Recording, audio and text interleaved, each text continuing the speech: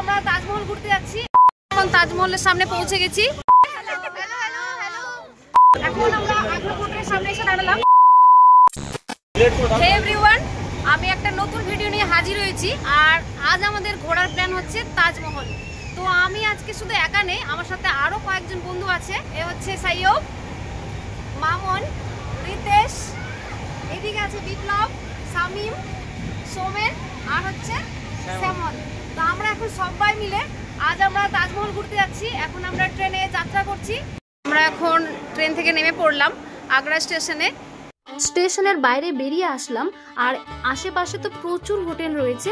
আমরা রাত্রিটা হোটেলে কাটিয়েই পরের দিন সকাল হতে আমরা বেরিয়ে পড়লাম তাজমহলের উদ্দেশ্যে। এখন তাজমহলের সামনে পৌঁছে গেছি। তো সব ফ্রেন্ডরা একদম রেডি হয়ে এবার আমরা তাজমহলের দিকে এগোবো। তাজমহল প্রবেশ করার আগে সবাই বলছে এখানে চা খাবে। তো এখন চায়ের অপেক্ষায় সব ফ্রেন্ডগুলো। আর এই যে চা রেডি হচ্ছে এখানে। চলে এসেছি একদম গেটের সামনে, আর এই গেট দিয়ে আমরা ভেতরের দিকে প্রবেশ করছি। আমরা এখন এগোচ্ছি। তো ফ্রেন্ডগুলো এগিয়ে গেছে, আমি একটু পিছিয়ে গেছি। একটা দারুণ মজা লাগছে সকাল সকাল এসে ঘুরতে এসেছি। আর মধ্যপ্রদেশের এই ছোট ছোট বোনগুলো সবাই আমাকে দেখে ওরা চাইছে ভিডিও করতে।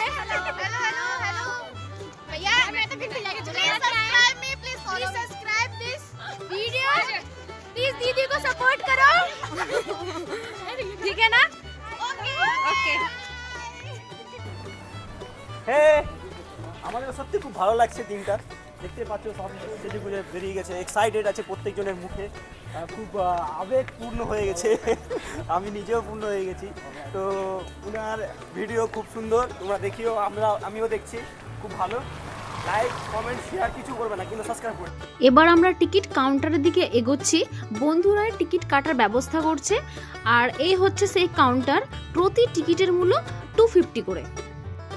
শেষ পর্যন্ত আমরা এন্ট্রি গেটের কাছে পৌঁছেই লাইনে দাঁড়ালাম। আর এই লাইন অতিক্রম করে সামনে এগোতে দেখতে পেলাম এই ছোট্ট ছোট্ট ঘরগুলো, যেখানে একসময় তাজমহল তৈরির কারিগরেরা থাকতেন। এখন আমরা ভেতরের দিকে প্রবেশ করছি। এই হচ্ছে গেট। এখন গেট দিয়ে আমরা এন্ট্রি নিব। লাল বেলে পাথরের তৈরি এই বিশাল গেটটি তাজমহলের প্রথম আকর্ষণ। আর এই গেট পার করে আমরা তাজমহলের দিকে এগোবো। আর ওই যে দেখা যাচ্ছে সুন্দর সাদা তাজমহল। আর শেষ পর্যন্ত আমরা দেখতে দেখতে তাজমহলের কাছাকাছি এসে পৌঁছালাম। আমরা এগোচ্ছি আস্তে আস্তে। আর এগিয়ে এত সুন্দর ভিউ আমরা দেখতে পাচ্ছি। আমরা পৌঁছে গেলাম একদম তাজমহলের সামনে। আর মনটা একদম রংচঙে হয়ে উঠলো, সাথেও রৌদ্রোজ্জ্বল দারুণ একটা ভিউ। সবাই এখানে ভিড় করে দেখছে, এত মানুষের সমাগম, সব দেশ বিদেশ বিভিন্ন জায়গা থেকে এসছে। আমরাও পুরো এখন তাজমহলটা এনজয় করব। কাল রাত্রে আমরা হোটেলে ছিলাম, তো প্রচুর বৃষ্টি পড়ছিল। তো খুব ভয় পাচ্ছিলাম যে আমাদের তাজমহল ঘোরাটা হয়তো খুব একটা ভালো হবে না, কিন্তু আজ রৌদ্র উঠেছে।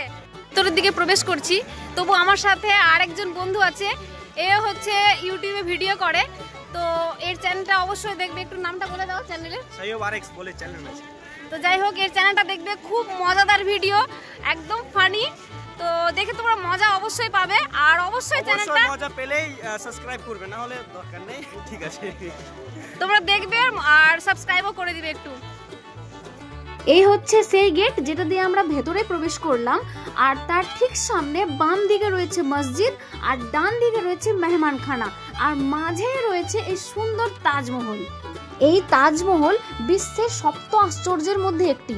কেননা মুঘল সম্রাট শাহজাহান তার প্রিয় স্ত্রী মমতাজ মহলের স্মৃতির উদ্দেশ্যে প্রেমের প্রতীক স্বরূপ নির্মাণ করেন, যার নির্মাণ শুরু হয়েছিল 1632 সালে, যা শেষ হতে সময় লাগে 22 বছর। প্রায় 20,000 কারিগরেরা এটি তৈরি করেন। এই তাজমহলের সামনে রয়েছে সুদীর্ঘ জলধারা ও ফোয়ারা, যেখানে সম্পূর্ণ তাজমহলের প্রতিবিম্ব পড়ে। এবং এই জলাশয়ের চারিদিকে রয়েছে পারস্য ঘরানার নকশা অনুযায়ী সাজানো চাহারবাগ বা বাগান, যা ইসলামী স্থাপত্যে স্বর্গের প্রতীক হিসাবে ধরা হয়। এই তাজমহলকে ইউনেস্কো 1983 সালে ওয়ার্ল্ড হেরিটেজ সাইটে স্বীকৃতি দেয়। আবারও 2007 সালে এটি পৃথিবীর 7ম আশ্চর্যের মধ্যেও স্বীকৃতি পায়। এই স্থাপত্যটি এমনভাবে নির্মিত হয়েছে যে তাজমহলের সামনের দিকে যতই এগিয়ে যায় মনে হয় স্থাপত্যটি ততই দূরে সরে যাচ্ছে। তাজমহলের গঠন সিমেট্রিক্যাল, যার কারণে এটি যে কোনো দিক থেকে একই রকম দেখায়। তাজমহলের যে 4টি মিনার রয়েছে তা বাইরের দিকে হেলানো। প্রতিটি মিনার 40 মিটার উঁচু এবং মাঝের এই গম্বুজটি 73 মিটার উঁচু। আর এইসব দেখতে দেখতে আমরা উপরে এসে পৌঁছালাম। এখন আমরা যমুনা নদীর দিকে এগোচ্ছি, আর সামনে আমরা দেখতে পাবো তাজমহলের একদম ডান দিকে যমুনা নদীটা পড়ছে। দেখতে দেখতে আমরা পৌঁছে গেলাম একদম যমুনা নদীর তীরে, আর এই হচ্ছে সেই নদী।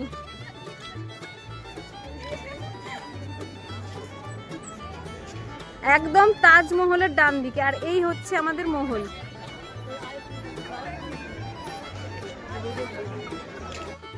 এখন আমরা লাইনের দিকে এগোচ্ছি, লাইন অতিক্রম করেই তবেই আমরা ভেতরের উপরে উঠতে পারবো।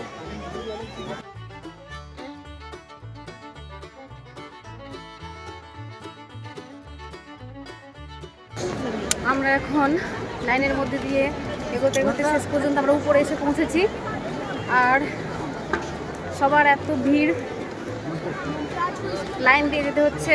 তাজমহলের নির্মাণে ব্যবহৃত হয়েছে সাদা মার্বেল, যা নিয়ে আসা হয়েছিল রাজস্থানের মাকরানা থেকে। এর দেওয়ালে আরবিতে লেখা রয়েছে কোরআনের আয়াত, এবং মার্বেলের উপর বিভিন্ন মূল্যবান পাথর বসিয়ে সুন্দর নকশা তৈরি করা হয়েছে। বিশেষভাবে ইটালিয়ান পিয়েট্রার দূরা প্রযুক্তি ব্যবহার করা হয়েছে। এই তাজমহল সূর্যের আলোয় বিভিন্ন সময় বিভিন্ন রং ধারণ করে, যা একে আরো মনোমুগ্ধকর করে তোলে। শেষ পর্যন্ত আমরা ভেতরে প্রবেশ করছি, আর সামনে এগিয়ে যেতে দেখতে পাচ্ছি নেট দিয়ে ঘেরা একটি জায়গা, যার নিচে রয়েছে শাহজাহান এবং মুমতাজের আসল সমাধি, আর তার ঠিক সামনে যেটি দেখা যাচ্ছে সেটি হলো প্রতীকী সমাধি। এবার বাইরের দিকে বেরোচ্ছি, ভেতরের দেখা আমাদের কমপ্লিট। ক্যামেরা অ্যালাউ না থাকার কারণে ভেতরের কিছু দেখানো গেল না। তবে এই তাজমহল শুধু একটি সৌধ নয়, এটি একটি প্রেমের প্রতীক হিসাবে সুন্দর একটি অনুভূতি। এ হচ্ছে ওপর থেকে বাইরের ভিউ, আর প্রতি বছর এই তাজমহল দেখার জন্য 7 থেকে 8 মিলিয়ন পর্যটকেরা এখানে আসেন। আমাদের ঘোরা এখন শেষ, পুরো তাজমহল আমরা দেখে নিয়েছি। এবার আমরা এখন বাইরে বেরোবো। বাইরে বেরিয়ে সামনে দেখতে পাচ্ছি অনেকগুলো দোকান, আর এখানে রাখা রয়েছে সাদা মার্বেল পাথরের তৈরি বিভিন্ন রকমের শোপিস, যাতে খুব সূক্ষ্ম কাজ করা হয়েছে, আর এগুলি প্রত্যেকটি খুব সুন্দর দেখাচ্ছে। দুপুর হতে আমরা পৌঁছালাম আগ্রা ফোর্টের সামনে। এখন আমরা আগ্রা ফোর্টের সামনে এসে দাঁড়ালাম, তো সব ফ্রেন্ডগুলো এখন টিকিট কাটছে। আগ্রা ফোর্টের নির্মাণ শুরু হয় 1565 সালে এবং এটি সম্পূর্ণ হয় 1573 সালে। এটি হচ্ছে আগ্রা ফোর্টে ঢোকার প্রধান প্রবেশদ্বার, যা লাল বেলে পাথর দিয়ে তৈরি। এই প্রবেশদ্বারের চারপাশে রয়েছে জ্যামিতিক নকশা, আর উপরিভাগে গম্বুজ আকৃতি প্রতিরক্ষামূলক কাঠামো রয়েছে। ভেতরে এসে দেখতে পাচ্ছি স্বাগত গেট। যখন বাদশারা ভেতরে প্রবেশ করতেন, তখন প্রাঙ্গণ নারীরা এই জায়গায় ফুল দিয়ে তাদের স্বাগত জানাতেন। এদিকে লেফট সাইডে আর্মি এরিয়া রয়েছে, যেখানে দর্শনার্থীদের প্রবেশ নিষিদ্ধ, আর রাইট সাইডে প্যালেস রয়েছে, যেদিকে আমরা এগোচ্ছি। আর ভেতরে শত্রুরা যাতে প্রবেশ করতে না পারে তার জন্য এই জায়গায় 2 দিক থেকে গরম তেল ও গরম জল ফেলা হতো। এটি হচ্ছে জাহাঙ্গীর মহল, আকবর তার ছেলে জাহাঙ্গীরের জন্য তৈরি করেছিলেন। এবার আসলাম রং মহলে। এটি ছিল নারীদের জন্য নির্মিত একটি মহল। সম্রাট এবং রাজ পরিবারের লোকেরা এখানে বিনোদন ও বিশ্রামের জন্য আসতেন, আর এখানে সঙ্গীত, নৃত্য ও বিশেষ রাজকীয় অনুষ্ঠানের আয়োজন করা হতো। এখন আমরা এগোচ্ছি হাওয়া মহলের দিকে, আর এর পেছনে রয়েছে যমুনা নদী। বাদশারা এখানে বসে এই যমুনা নদীর ঠান্ডা হাওয়া অনুভব করতেন। এই মুহূর্তে দাঁড়িয়ে আছি হোয়াইট মার্বেল প্যালেসে। যেটি তৈরি করেছিলেন শাহজাহান। তিনি তাজমহল এই পাথর দিয়ে তৈরি করেছিলেন। এ হচ্ছে বাইরের ভিউ, আর এখান থেকেই দেখা যায় তাজমহল, তবে কুয়াশার জন্য কিছুই বোঝা যাচ্ছে না। এটা হচ্ছে আঙ্গুরিবাগ প্যালেস, সেই মুঘল আমলের তৈরি করা আঙুর বাগান যা এখনো জীবন্ত রয়েছে। সামনে হচ্ছে দিওয়ানি আম, যেখানে বাচ্চারা আম জনতার সাথে বসে তাদের সমস্যা শুনতেন এবং সমাধান করতেন। আর তারই সামনে হচ্ছে সুন্দর একটি বাগান। এইমাত্র আমরা আগ্রা ফোর্ট থেকে বাইরে বেরোচ্ছি এবং এর সাথে আমাদের একদিনের আগ্রা ভ্রমণ সম্পূর্ণ হলো। আজকের মতো ভিডিও এখানে শেষ। বাই।